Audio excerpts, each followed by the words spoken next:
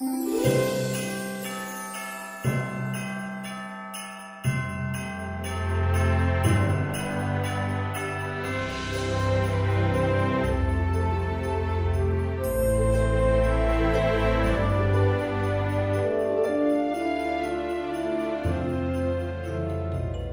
was Christmas Eve so many long years ago that I awoke hearing noises from downstairs below.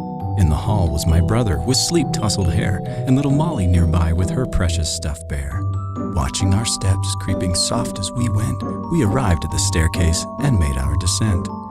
And there, beyond all that our dreams could inspire, we spied Santa Claus kneeling down by our fire.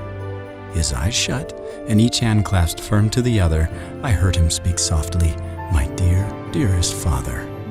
With humble sincerity, he asked for a blessing to rest on our loved ones, our home, and our family.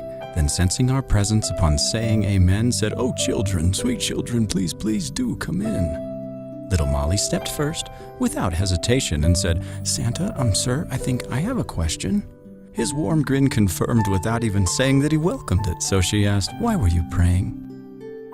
Lost for a moment in her genuine spirit, he beckoned, "Come sit, you're all welcome to hear it."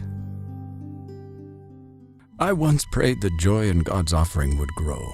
I was blessed with long life and a loud ho ho ho. I could suddenly fly, oh my reindeer, they soared, and I could bring each child symbols of the Christ child, my Lord. Each gift wrapped in mystery, a joy to remember, an ember of love in the midst of December, to help children grasp, once they're wiser and older, the warmth of God's gift in a world much, much colder. You see, once upon an historic night, a fair and pure maiden gave birth to the light, a gift sent from heaven to bless all God's children, a son with the power to relieve all our burden. With Joseph she traveled to give to their nation, to a town with no room to help bring forth salvation.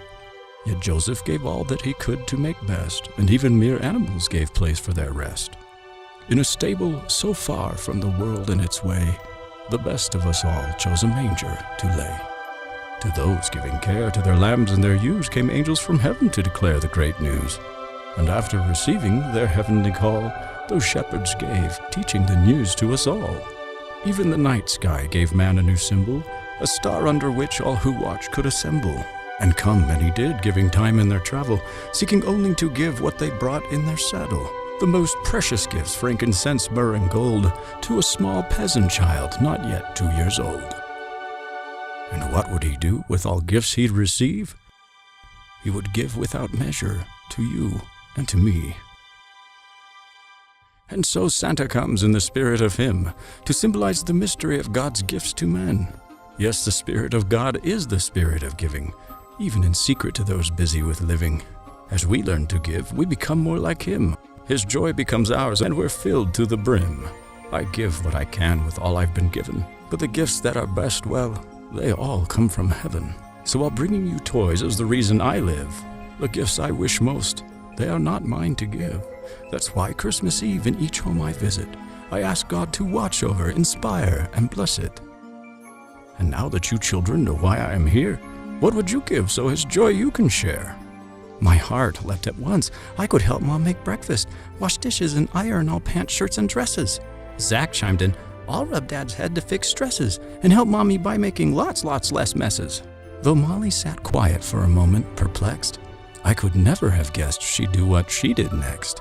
Holding up the one precious thing she loved best, she said, "Santa, sir, you can have my bare Rex." Searching her eyes as though desperate to find her, he said, "I don't think I've met anyone kinder." Then raising a finger to catch a small tear, he said, "Now you've all given me the best gift this year. I ask only to be a true meaning enhancer, and thanks to you, my Christmas prayer has been answered." With a grandfather's care, he kissed each of our heads, then sent us along to return to our beds. As I watched out my window to see Santa leave, I knew much had changed on that bright Christmas Eve. Thinking about Jesus and the gift I'd been given, I fell to my knees and asked, "Father in heaven, please help us all to remember the love that was shown through the life of your Son from above. That while giving and receiving gifts from our kin, the best gift to give is to live more like him.